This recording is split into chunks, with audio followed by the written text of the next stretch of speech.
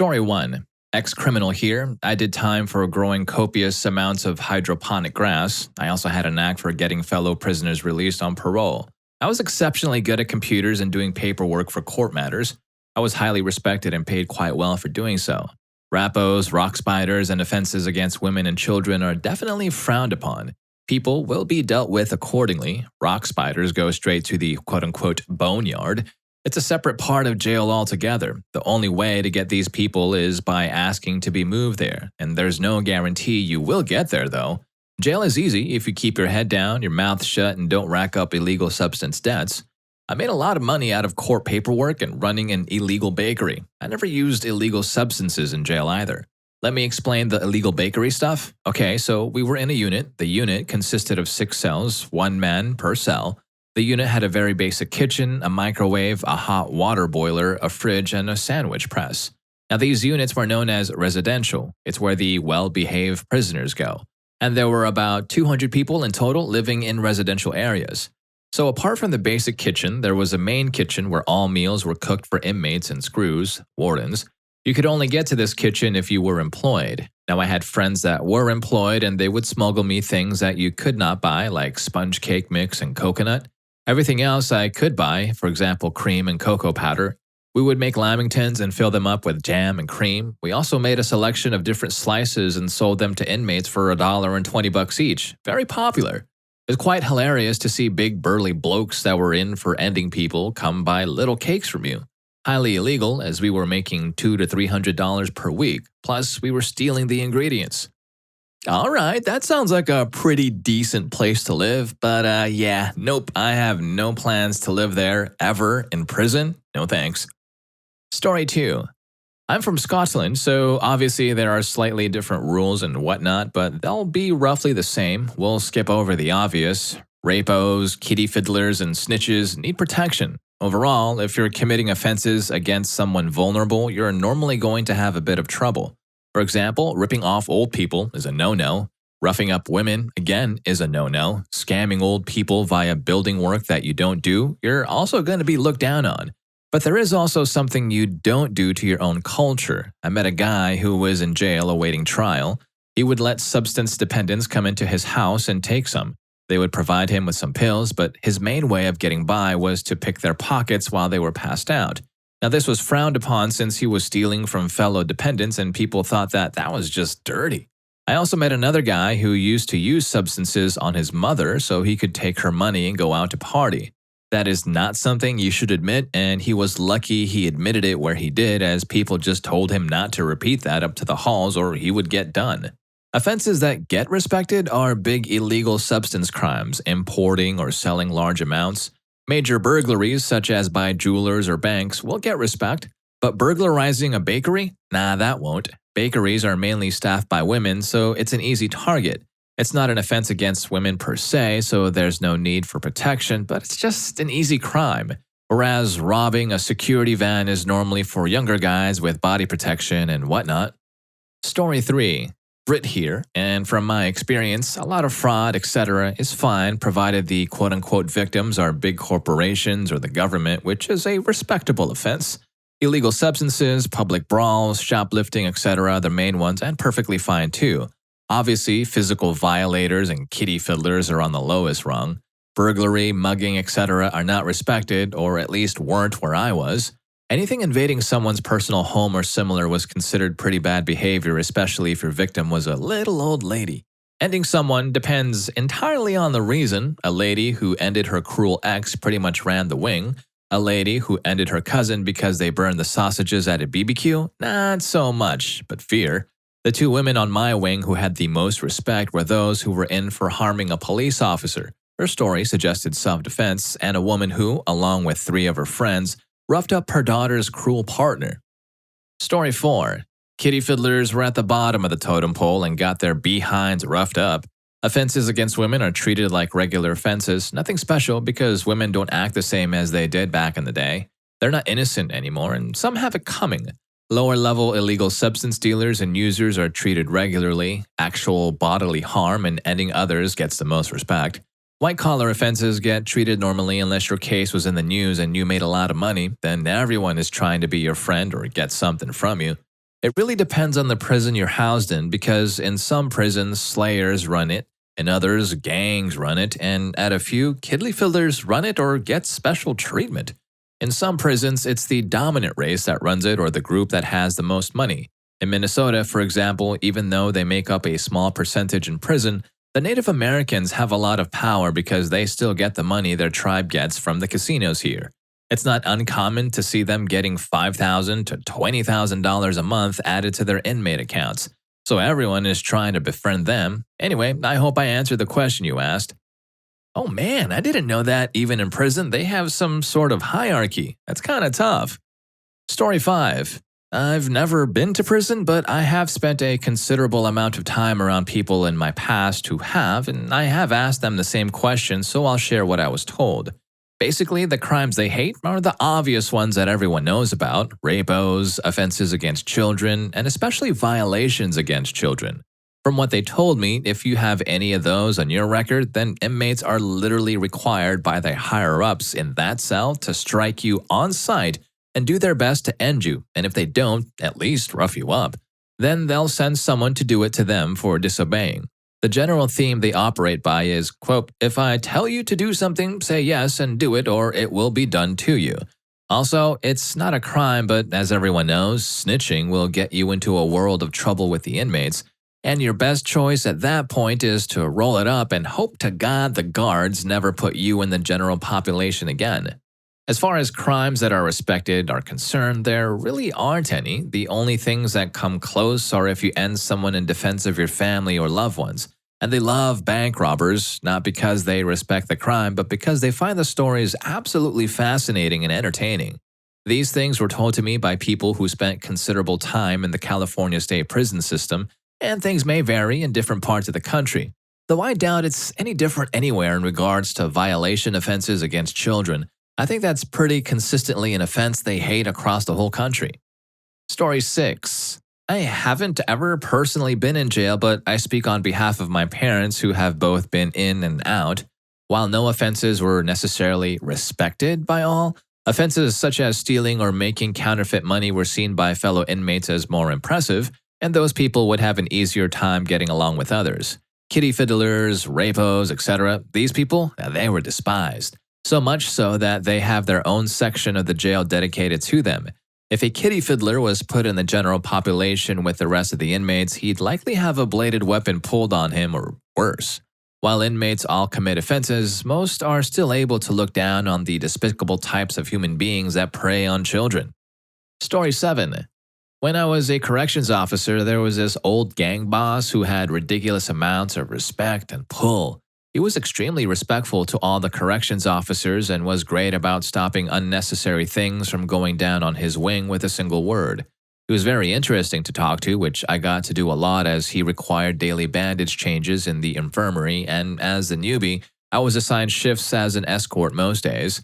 Most other members of his gang couldn't tell me how long he'd been a ranking member because most of them weren't even born yet when he joined. I got curious one day and looked him up. He wasn't in for gang-related activities, though he had a history of prior short stays for them. He was there because some guy violated his niece and he ran over him repeatedly with a semi-truck. The offender turned out to be a police officer. Another guy I met had military tattoos, so he piqued my interest, and like the previous guy, I got to talk to him on medical escort. He was a Gulf War vet, and when he came home from the war, he found out his sister had been roughed up by her husband. He was a little mentally unstable and proceeded to punish this guy, then went on to systematically rough up the guys' brothers just for added effect.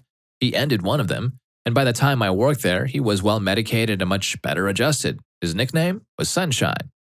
Now, I wouldn't be surprised if prisoners respected those who defend women and children. After all, they probably have wives and children outside too. Story 8. Attorney here with several prison guard friends in the Northeast USA. Substantially violent offenses will get you respect, as in people will leave you alone. Quote-unquote smart guy offenses, if you ran a good scam or were a major illegal substance player, are also respected, as people may want to be your friends. If you're in for a lesser illegal substances or miscellaneous larceny, gun possession, or simple strike type offense, you're a nobody. Kitty fiddlers are separated out here because they are absolute targets, and rapos are often targeted as well. If you have offenses against women and children, you're gonna have a bad time. Story 9. I just wanted to add that I unfortunately had to join the Aryans when I went to prison for peddling. When you first get to prison, people will demand to see your paperwork for what your charges are, so there's no getting around it. Most people with kid or women charges opted for administrative segregation to avoid being roughed up and violated every day. I've seen horrible things happen to kitty fiddlers. I do not even want to imagine what kind of creative punishments are given to those kinds of offenders. Got any ideas? Maybe drop them in the comments, but for sure, remember to hit the like and subscribe buttons for more crazy prison stories. Story 10. If you're seen as somebody who messed with the system, then you're good. I was in jail once for just a general illegal suspension probation reason, and then the jail accused me of messing with the jail system.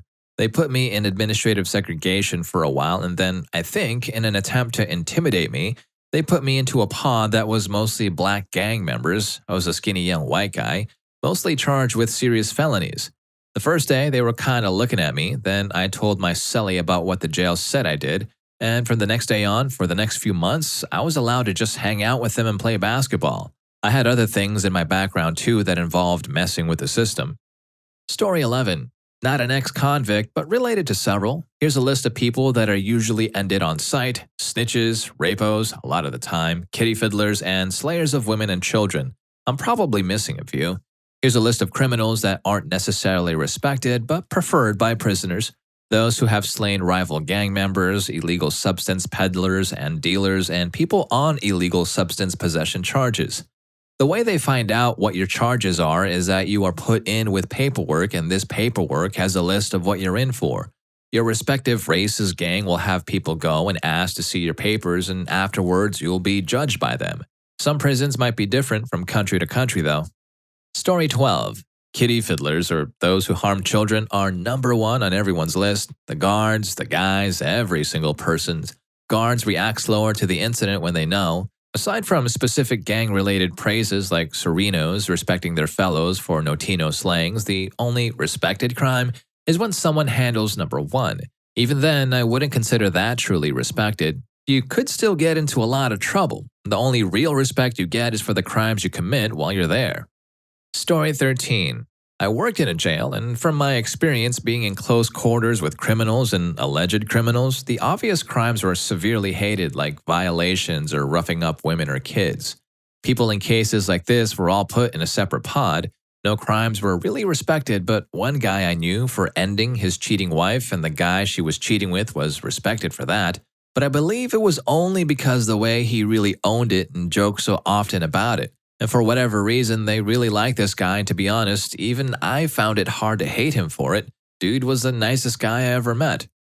I guess that dude was respected even if convicts wouldn't want to be cheated on by their wives. Rightful retribution, maybe? Story 14. I've done time in county and state. Physical relations offenses are the worst crimes you can have. If you have one, you basically have a green light on you. Even in protective custody, those offenders and snitches get hit, roughed up. Also, any offenses involving children are the worst. It will get you to meet your end, no doubt. The crimes that command the most respect among inmates are bank burglary, slaying, and racketeering. A lot of hustlers that got caught with weight are also respected. Story 15. In Australia, generally speaking, slayers were given respect, though the crime itself might not be respected. Illegal substance crimes were pretty common. The crime itself was respected even if the criminal wasn't. If you were a kid toucher, you went to protection prison because if you were in mainstream prison, people would jump on your head. The Australian term for being a snitch was called being a dog, which would get people jumping on your head, which earned the protection prisons the term boneyard, where all the dogs are. Story 16. My best friend was arrested because he and a friend tried to stay at IKEA overnight. Eventually, they were caught by some people doing construction work and the police showed up. Realizing that these two guys were just young kids messing about, they treated them as if they were hardcore criminals in a fun way. They nicknamed them our country's most wanted criminals, took them to the police station in 2 separate cars, and had some biker cops lead and follow them. Once in prison, they continued these shenanigans and they were treated exceptionally well. They had to stay overnight, and in the morning, they were allowed to go into the courtyard but were advised not to. My friend thought, screw it, I'm in it for the whole experience, and went into the courtyard. The other inmates quickly found out what he was in for and also treated him the same way the cops did, all in good humor. So I guess if you want respect, try to sleep at IKEA. I didn't know being a vagrant would earn you major respect in the slammer. Story 17. Not a con, but my dad used to be a supervisor when I was young. One of the guys he supervised went to prison for breaking into a house and violating a woman. I was young back then, so I didn't know the entire story. All I remember is that the guy had his nuts off with a rusty can while serving his sentence. And that's the last I heard of anything. It was over 20 years ago. A kid I went to grade school with went to jail for and home invasion, amongst other charges. I heard from others from my grade who are still in contact with him that he got brutally roughed up a bunch of times. Story 18. I spent 5 years in a supermax prison, so let me say all the OG and triple OGs in the pen, all they do is complain like a bunch of old ladies. Everyone was a kingpin on the street but couldn't even buy toothpaste from the commissary. Guys are so afraid instead of going into protective custody, they just make sure they get sent to the hole, which looks better. Some guys spend their whole lives in protective custody. Also, if I want to look gangster when a fight is about to jump off, they start yelling really loud, thinking they look tough, but in reality, they're very scared and yelling louder, hoping the guards hear and come running. Also, if you're not a racist when you get to prison, you will feel a lot different when you have done your time. Story 19. I'm not an ex-con, but I worked with a number of them at a former employer. The usual things you think are the most looked down upon are violations and offenses against children. Many of them are under protective custody. Otherwise, they'd be dealt with. Offenses that require excellent planning, strategy, and execution tend to be looked favorably upon. At least, that's the impression I got. Also, if you're called a punk or a witch, you have to fight. You can lose, but you have to show that you stand up for yourself. Otherwise, you'd be treated like a shrew. So I guess all you have to do to stay away from trouble is to get in trouble first? What? Story 20. An inmate came to my high school to talk to us. He told us this story about this really nice guy who was really open about his charges and played cards with other inmates. Apparently, people got word of his charges and he was a kitty fiddler. Those same guys he played cards with ended up roughing him up. Prisoners may be in prison for bad things. However, you have to realize most of them have morals. Prisoners have kids. Anything to do with crimes related to children, the elderly are essentially those who can't defend themselves. Hell, the inmate who came to my school even told me that they would make sure disabled inmates were protected and got what they needed. Story 21. Ending someone while defending a child or taking revenge for one earned you respect inside prison. Not just ending someone, but basically any form of assault against someone who was cruel in any way towards women, children, or family. Quote-unquote noble crimes like defending women or children were definitely well respected. Most big-name criminals are respected too, but that's more of a common sense thing than respecting them for the offense they were in there for. When I was in jail, I was in a pod with the regional leader of a certain biker gang, and pretty much everyone respected him. Anyone who didn't show him respect or otherwise disobeyed his wishes had to be moved to protective custody immediately. He was actually able to make it so there was pretty much no preying on the young, naive, or weak in the pod. For example, pretty much no one had their commissary stolen while he was in there because he made it known that if anyone preyed on other people, they'd be in a world of hurt. Story 22. Ending a kitty fiddler or someone who maltreats animals will earn you respect. Lots of convicts love their animals. Convicts are humans, of course.